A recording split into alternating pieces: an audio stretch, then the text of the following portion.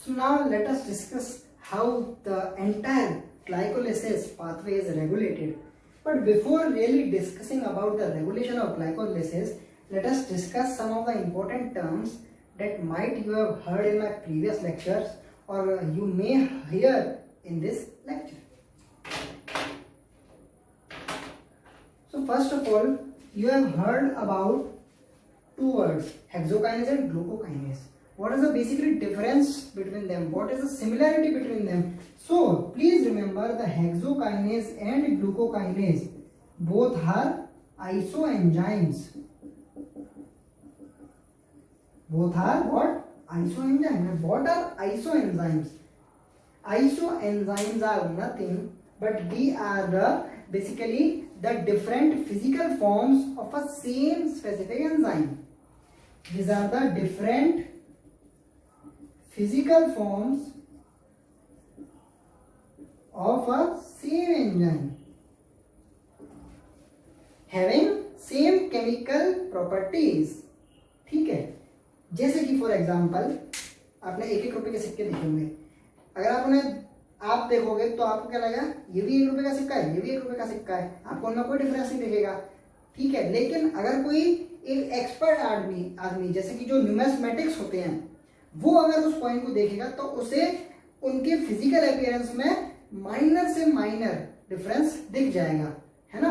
तो वो ये बता सकता है उस डिफरेंस को देख के कि ये किस मिनट से प्रोड्यूस हुए हैं.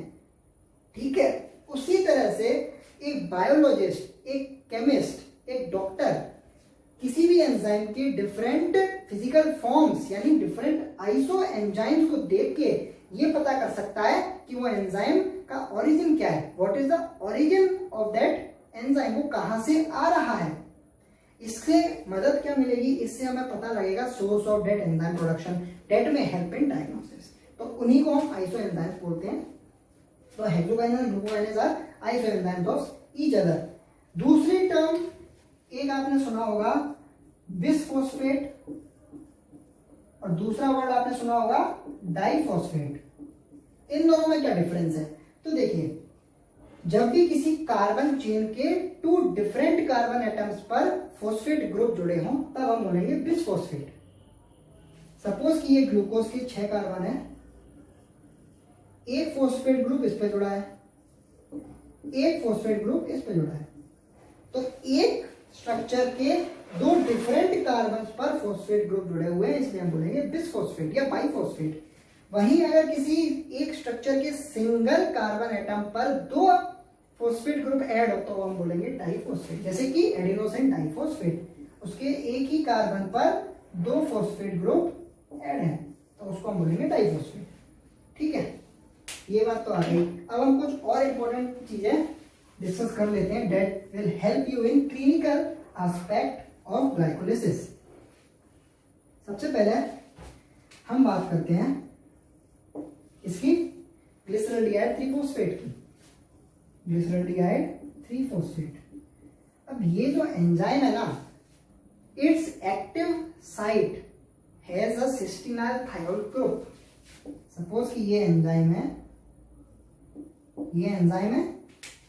ये इसकी एक्टिव साइट है, तो इसकी एक्टिव साइट पर क्या प्रेजेंट होगा, सिस्टीनाइल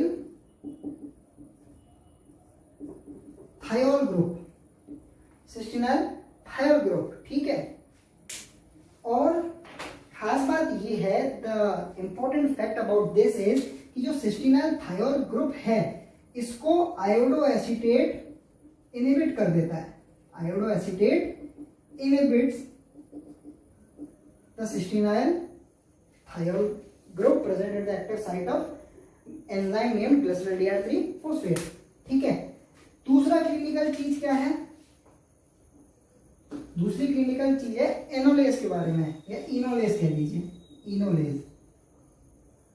enolase enzyme works efficiently in the presence of magnesium ion, in presence of magnesium ions. And when we remove magnesium, then fluoride irreversibly inhibit this. reversibly inhibit the amylase and hence glycolysis stops. So this is the two clinical aspect or clinical importance of glycolysis. Okay, तो glycolysis को रोकने के ये दो तरीके हैं, कभी try करना हो तो करिएगा, अच्छा लगेगा। ठीक है, अब हम बात करते हैं रेगुलेशन की। अब हम बात करें रेगुलेशन ऑफ ग्लाइकोलाइसिस। बहुत छोटा टॉपिक है रेगुलेशन, अगर आपको कॉन्सेप्ट पता हो। कहीं पर भी अगर आप किसी मेटाबॉलिक प्रोसेस को रेगुलेट करना चाहते हैं तो just see the irreversible steps of that pathway. अब आप पूछेंगे ग्लाइकोलाइसिस में कहाँ है इरिवर्सिबल पाथवे, बता रहा हूं। देखिए, जो पहला ही स्टेप है ग्लूकोज से glucose 6 phosphate, it is an irreversible step. एक तो ग्लाइकोलाइसिस का रेगुलेशन फर्स्ट स्टेप में ही हो जाएगा। अब ये रेगुलेशन कैसे होता है, तो अब यहां पर एंजाइम कौन सा प्रेजेंट होता है, हेक्सोकाइनेज या ग्लूकोकाइनेज। ये एंजाइम क्या करते हैं, फोस्फोराइलेशन। ठीक है, अब इसको रेगुलेट करना होगा तो हम क्या करेंगे, इसको रेगुलेट करने के लिए हम करेंगे feedback inhibition. Feedback inhibition, that is phosphorylation of glucose. Excess phosphorylation of glucose will inhibit the enzyme by feedback inhibition. By the process of feedback inhibition, the glucose 6 phosphate will inhibit the hexokinase or glucokinase, and hence at this step glycolysis is regulated. The second irreversible step is that which occur under the influence of phosphofructokinase. Okay, the second one is phosphofructokinase mediated step. कौन सा step है, बताया तो था पिछले lecture में, देख लीजिए। तो देखिए, फोस्फोफ्रक्टोकाइनेज जो है एंजाइम है, वो रेगुलेट कैसे होता है, तो देखिए फोस्फोफ्रक्टोकाइनेज को एलोस्टेरिक एक्टिवेटर रेगुलेट करते हैं और एलोस्टेरिक इनहिबिटर्स रेगुलेट करते हैं। तो इसके एलोस्टेरिक एक्टिवेटर कौन है और एलोस्टेरिक इनहिबिटर कौन है।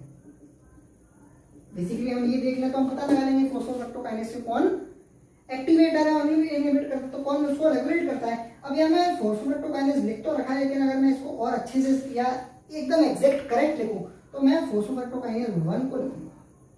ठीक है, ये कैसे मैंने पिछले लेक्चर में बता रखा है। देखिए, अब इसके जो एलोस्टेरिक एक्टिवेटर है वो है एएमपी और फ्रक्टोज 2,6 बिसफॉस्फेट। अगर आपको कोई दिक्कत है पिछला लेक्चर जाके देखिए, मैंने इसको समझा रखा फ्रक्टोज 2,6 बिसफॉस्फेट को। देखिए, फ्रक्टोज 6 फॉस्फेट से एक और कंपाउंड बनता है फ्रक्टोज 2,6 बिसफॉस्फेट। ये किसकी एक्टिविटी को बढ़ाता है, ये फोस्फोफ्रक्टोकाइनेज टाइप 1 की एक्टिविटी को बढ़ाता है और ग्लाइकोलाइसिस को एक्टिवेट करवाता है।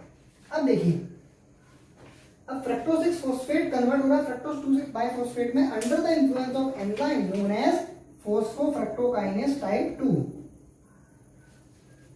अब ये रिएक्शन फॉरवर्ड डायरेक्शन में हो रही है तो ग्लाइकोलाइसिस प्रमोट हो रही है। अब अगर हमें ग्लाइकोलाइसिस को इनहिबिट करना है तो हमें फ्रक्टोज 2,6 बाइफॉस्फेट को बनने से रोकना होगा।